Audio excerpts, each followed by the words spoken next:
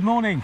You joined us at the absolutely fantastic location of the Petwood Hotel in Lincolnshire in Woodall Spa, and today we're riding a recce ride for the upcoming Dambusters Heritage Ride. This is Mike Ainsworth. Hi there. He organises the route. He's already wrecked the 80-mile ride, thankfully, so today we're doing the 40. And this place is very significant for 617 Squadron, as you'll see later, and if you're interested in Lancaster bombers and the Dambusters and so on, we'll be showing you a lot more of that soon. But one thing Mike has showed me that is of great interest is this. This is, as the sign says, the only remains prototypes of Barnes Wallis's famous bouncing bomb.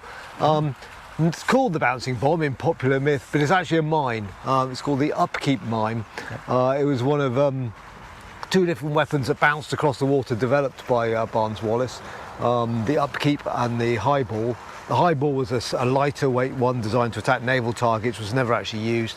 This was the one used in the famous Dambusters raid. Yeah. For trading purposes, they dropped them in the prototypes at a place called Reculver in Kent, just off the coast of Kent, near RF Manston. So they didn't actually drop them on dams. They ran up the beach. They did use reservoirs around the UK for practice, but not dropping the weapons. It was more for a run-in. Yeah. So Derwent Water is the classic one in the Peak District. There's also the Ibrook Reservoir just south of Uppingham, which was used in the dress rehearsal for the dams, and it stood in as the Mona Dam. Right. There's pictures from the time where they built the towers on the main dam that don't exist on that tower, just to use in the run-up, because for the Mona and the Ada Dam, they developed a special bomb sight to enable the bomb aimer to release the bomb at exactly the right distance to the target. And that bomb sight was based on the angles to the two towers on the dams. I honestly didn't know about the site near Uppingham, so that's not far from Rutland Water. No, not far from Rutland Water at all. Interestingly, if anybody's watched the great film, the Dambusters, there's a bit in the film where a chicken farmer writes to complain about low flying. That is just over the next hill, just south of Uppingham. So Rutland has that expertise of complaining about low flying affecting the chickens.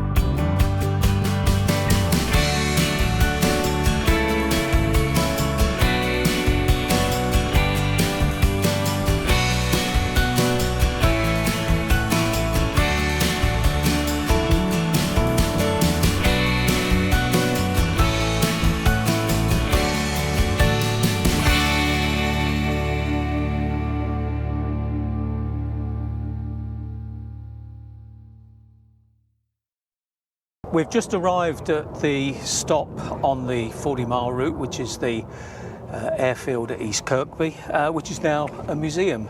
I'm joined by Andrew Panton, who's the great nephew of Christopher Panton, who is the reason all this started, and Andrew will probably tell you more about that shortly. So this is the centrepiece of the museum. It's the Lancaster Just Jane, and Andrew's going to tell us a bit about it.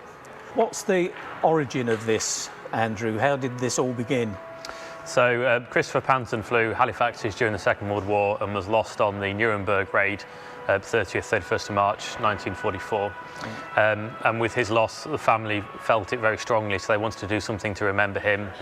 He was one of 8 children, and his younger brothers decided they wanted to do a memorial to him and all of Bomber Command. And so when the Lancaster became available and the airfield site's here, they decided to buy them both and set up the aviation museum there is here now. And when did that start? So we opened in the late 80s, so it was about 89 we opened to the general public, and Lancaster moved here in 1988. Right, yeah. And is the plan to make this airworthy? Yeah, so we're currently 5 years into a 10-year restoration plan to restore it to airworthy condition, so it'll fly from here at East Kirkby, yeah. And I think I read that the budget is at 4 million, you reckon? Yeah, that's the expected cost. Obviously, costs are going up rapidly at the moment as well, so it'll be in the region of £4 million, the whole project. Okay, yeah. And that's being funded, I guess, through visitors to the museum? Yeah, so people come in to visit the centre, teas and coffees in the NAFI. Yeah. Also, you can have a ride on board the aircraft, so you can have a taxi ride, which funds quite a lot of the restoration. Interior tours, and we also have a supporters club called the Rivet Club, which is a monthly donation to the restoration project, and for that you receive weekly newsletters about how the restoration's going. Excellent. I'll put some links in the description to your site, and hopefully people will come and visit you here. Yeah, thank you. So what other aircraft have you got here? So we've also got a Mosquito which taxis. Yeah. We've also got a B-25 as well, which arrived last year. That's currently in a static condition, but we are working towards making that run as well. Right, excellent. And I read you've got an Oster somewhere. Yes, there's an Oster behind me in the corner there, which is currently waiting for some new struts on it before it's airworthy again. Excellent.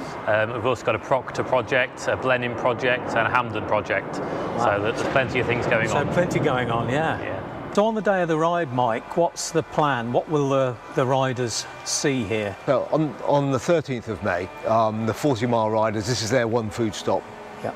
As I cycle the route we came, and then entry to the site where the Benevolent Fund will have their food stand, but then they've got access to the whole museum, so they can come and look at the Lancaster and look at the aircraft, get a bit extra in the NAFI canteen. And that's included that's included in the ride. And the food stop's always is the last food stop on the 100-mile ride as well. Okay. So the 80-milers don't come here, but the 100-mile and the 40-mile do. So if we've got the timing right, and you can never accurately work out the speed people ride, we'll all be here together, the 100 and the 40 together, and then riding back via Coningsby to Woodall Spa. The museum here supported us on all 3 rides, and they're a great supporter of the Royal Air Force Benevolent Fund. Now, bear in mind, this is 2023 we're talking about, but people could be watching this in years to come. Yeah. This is an annual event. This is an annual event. So the event started in 2021 to mark the centenary of the then last surviving Dambuster, George Johnny Johnson, who was a Lincolnshire lad. He was born in a village just up the way from here that we rode through on the way here. He went on to become a bomb aimer on the Dams raid, attacking the Sorpa Dam. And the last aircraft, in fact the only aircraft from the second wave that made it to its target. We then carried it on last year, and then this year, where we mark the 80th anniversary of the Dams raid. Sadly, we lost Johnny last year. He passed away. But again, is a sort of good anniversary to keep the ride going, to mark that raid. But it's important that it's not just about that raid. Yes, that raid has gone down in history. It was audacious. It was daring. Extreme courage shown by the aircrew involved. 133 aircrew took part in the raid. 53 of them lost their lives. 3 were taken prisoner of war.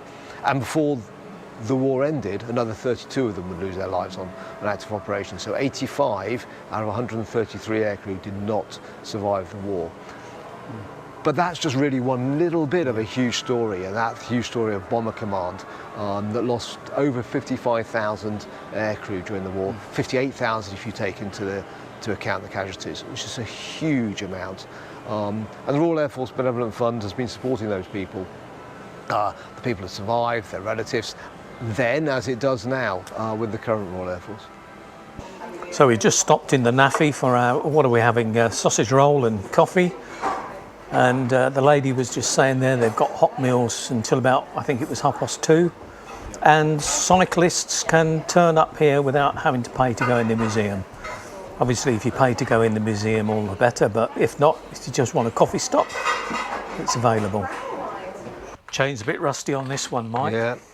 Yeah, need a better TLC, I think. That's a fixie. It is. Fixie before fixies were a thing. Yeah. Just watch for traffic on the left. Clear. I've been enjoying this route, Mike. So what routes will you have on the day? What sort of distances? So on the day of the event, we've got 3 different distances people can do. The 40-mile route, which is one we're just doing now. Then there's an 80-mile route and a 100-mile route. The 80 and the 100 start off and then curl around the top of Lincoln, picking up Scampton, which was the base the Dambusters launched the raid from. Then cutting back down to the west past Donington Hall, in up to the International Bomber Command Centre for the second food stop, then down to Metheringham Aviation Airfield Centre, then back to Woodall Spa where the 80-mile route heads back to the Petwood, and the 100 comes out to East Kirkby and meets up with the 40. Okay. And then those 2 routes follow this bit of track we're on now.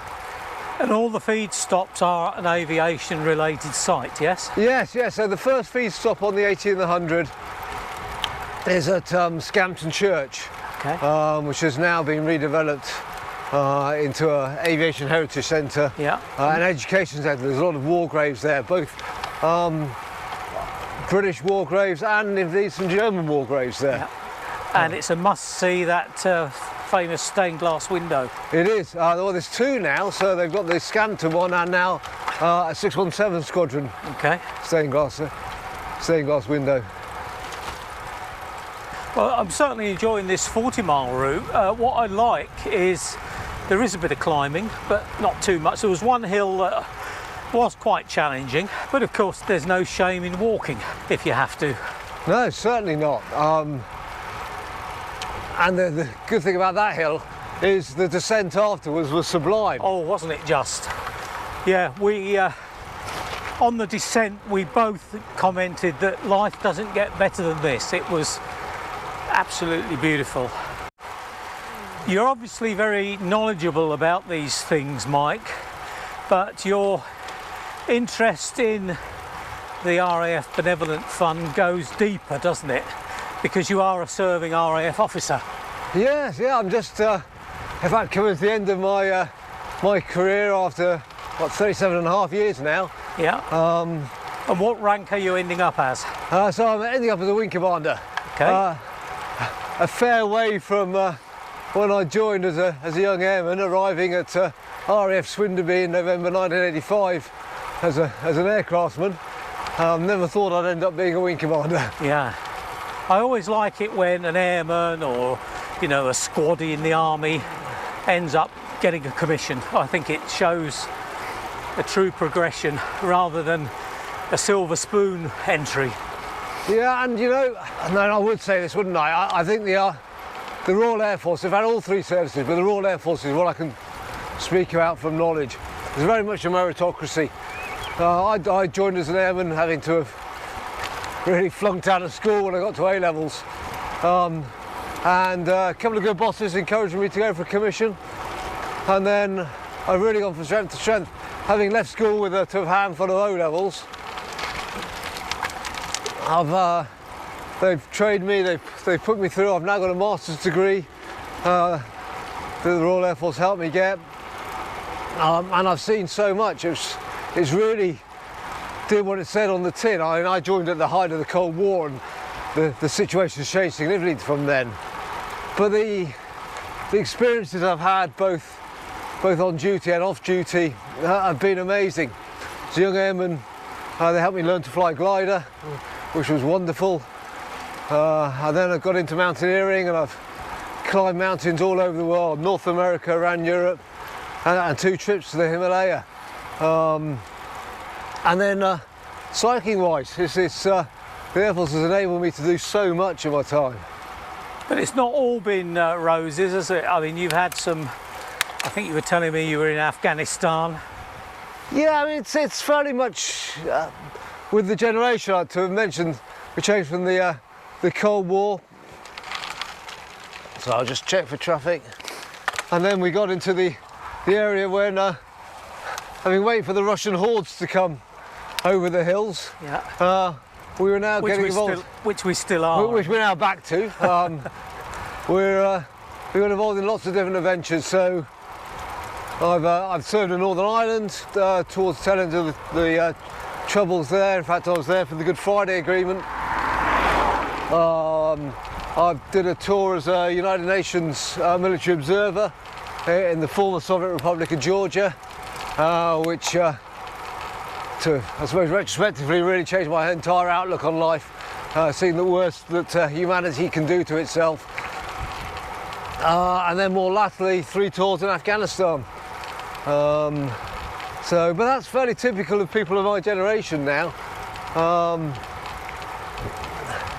There's a fair few of us going around with a fair few medals on our chest, as opposed to when I joined, when there's the odd Northern Ireland medal or a long service conduct medal. Yeah, it's really much my generation, the Air Force, and what they've seen, which is different to the generation that we're covering with on the Benevolent Fund and the Dams raids. So we've got the Lancaster now flying right in front of us. Yep, so that's only one of 2 airworthy Lancasters in the world. The only one in the UK, the other one's in Canada. And it's operated by the Royal Air Force's Battle of Britain Memorial Flight. And it takes part in flypasts and displays all over the world. We'll take part in the flypast to the Queen's coronation in a couple of weeks. But it's not just about displays, air displays. It is in itself a living memorial to the 55,000 who lost their lives in Bomber Command. And there is a website, isn't there, where you can look at where it will be displaying? Yep, so the Battle of Memorial Flight has its own website and Facebook page and social media, so you can see where it's going to be displayed. So we'll put a link to that in the description if you don't know that already. I know a lot of you will.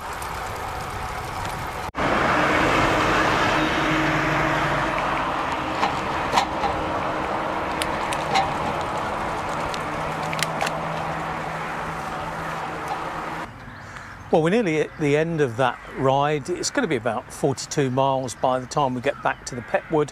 But we've stopped at the Dambusters Memorial in Woodall Spa, and we're going to talk to Mike about his upcoming adventure. So Mike, you've got a big adventure coming up.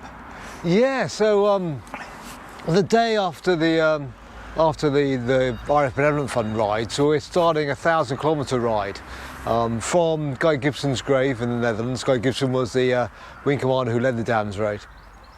From his grave to the 3 of the dams themselves, but we're riding via all of the crash sites and the graves of the crash sites from the raids and the graves of those who lost their lives on the raid. So 7 days, 1,000 kilometres. Wow. It's going to be quite a challenge. So that's some big days there. Yeah, so first 3 days are 100 miles each, there or thereabouts. Through the Netherlands, so they're going to be relatively flat. It just could have the wind to deal with. And then we make our way on the 17th into Germany itself, where we'll visit the Reichswald Cemetery, where 4 of the crews are buried, and indeed some other members of the squadron that were killed later in the war from Guy Gibson's crew.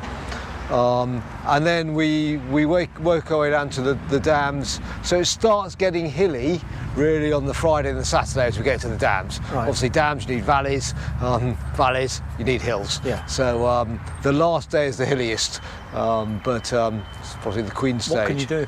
What can you do? Yeah. These guys did far more than we're going to do riding on bikes. Precisely, yeah. So how many crew or how many aircraft didn't make it? How many crash sites are there? So there are eight crash sites, 2 of which are out to sea, so we're going as close as we can to them. Yeah, sure. So 8 crash sites, so 8 crews, so that's 47 graves, because 6 of the bodies were never recovered. Their names are listed on the Air Force's memorial at Runnymede, overlooking the Thames. That's over 4 graveyards. Okay. So 4 of the crews being at the Reichswald, 2 in the Netherlands, and another one in Rheinsberg in Germany. Right. Is there anywhere people can follow your rides? So we're there are 3 of us doing the route, 2 riding and a support driver. We're all middle-aged men in Lycra, so our technological skills are quite limited. But we do have a Facebook page. Right. On Facebook, just search for Dambusters Rides 2023. Okay. And we'll be providing updates as we go along, as well as links to the 6 charities we're supporting on the ride. Well, we'll put a link in the description again. Thank you very much. Yeah, good. Well, good luck with that. Thanks very much.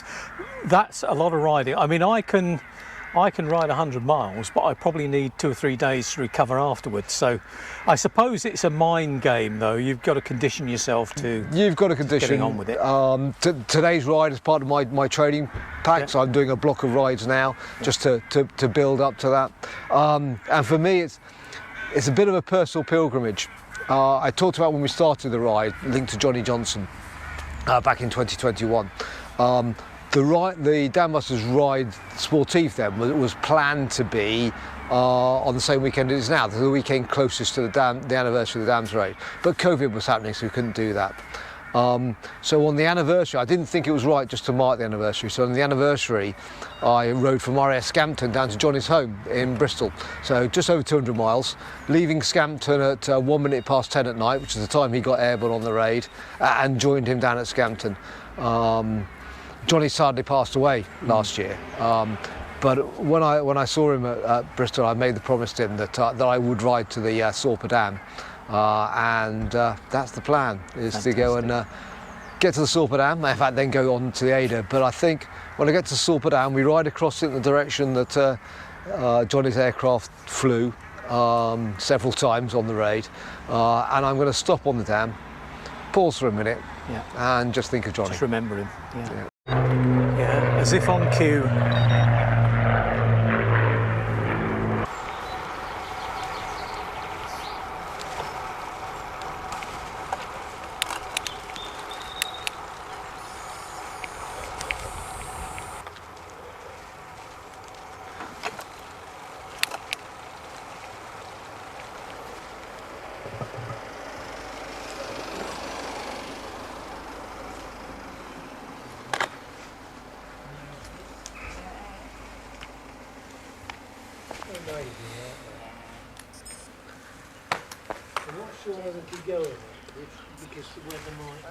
Tea time.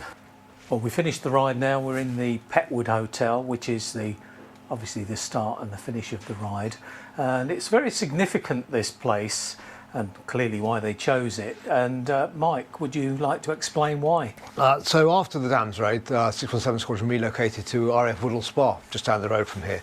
And the Petwood House Hotel was requisitioned during the war to be the officers' mess for the squadrons based at the station. So this became the home of 617 Squadron and the other squadrons around, but 617 Squadron really have made it their home. They have their association dinners back here still, so they'll have a Dambusters dinner the weekend after the raid. And the hotel has got lots of memorabilia from the RAF times here. It still flies the Royal Air Force ensign from its roof. But this bar called the Squadron Bar, really is a wealth of information. Pictures from the raid, pictures from the squadron, pictures of the hotel during the war. If you come for a visit, come to the Petwood Hotel, have one of their excellent cream teas, and believe me, they are excellent, and just come and wander around and look at the memorabilia that's here. Well, I think we better have one of these cream teas then. I think I've sold it really now, Yeah, so we yeah. better have it. Let's go. Let's go. Well, that's looking good, Mike. Oh, it is. I think we burnt the calories to earn I think this. we have. And I can tell you that cream tea tasted just as good as it looked. Well, that was a really nice route and a great day out. Now, apart from the rides that Mike explained to us there, they also have a virtual route. So if you're not in the area, it's something you can still get involved in and support a great cause. I hope you enjoyed that video. It's interesting though that those sort of videos with some sort of documentary content, if you like, they get far fewer views than ones where we just do a ride. But I'm not in it for the views, so I make this sort of content because I know some of you are interested.